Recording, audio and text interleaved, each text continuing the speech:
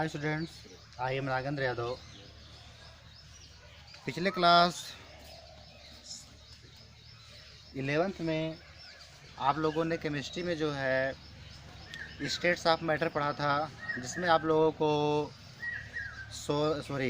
Liquid state और gases state पढ़ाया गया था। तो क्लास 12th का फर्स्ट चैप्टर आपका है solid state. Solid state means होता है ठोस अवस्था। ठोस अवस्था, ठोस अवस्था। देखिए, हमारे आसपास की कई चीज़ें ऐसी हैं जो कि सॉलिड होती हैं, यानी ठोस होती हैं। जैसे आप ये देखिए, ये जो चाक आप लोग देख रहे हो, ये भी एक सॉलिड स्टेट्स में है। या आपकी जो बुक्स हैं, या जैसे ये बोर्ड है, ये सब के सब सॉलिड्स हैं। तो कहने का मतलब ये है कि the states of matter which have definite shape and definite volume is called solid state। यानी पदार्थ की वह अवस्था जिसका आयतन तथा आकार दोनों निश्चित होता है, उसे हम सॉलिड स्टेट्स कहते हैं, यानी ठोस अवस्था कहते हैं।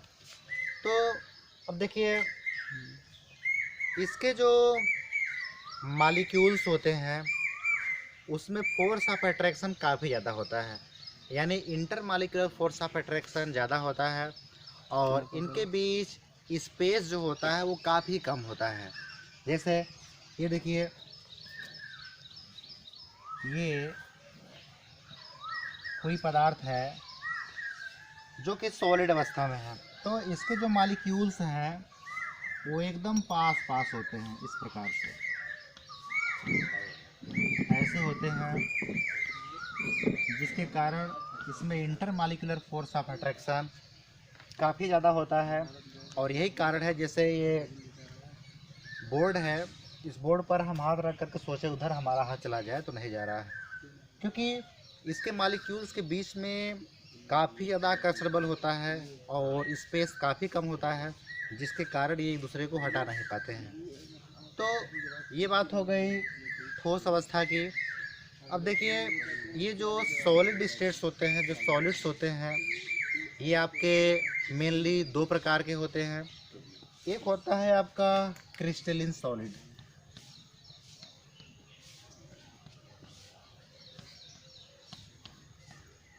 Crystalline solid. और दूसरा होता है आपका एमार्फस सॉलिड।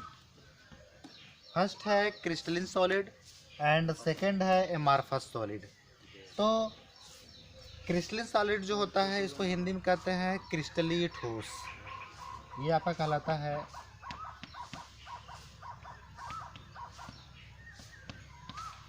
क्रिस्टलीय ठोस। ये आपका होता है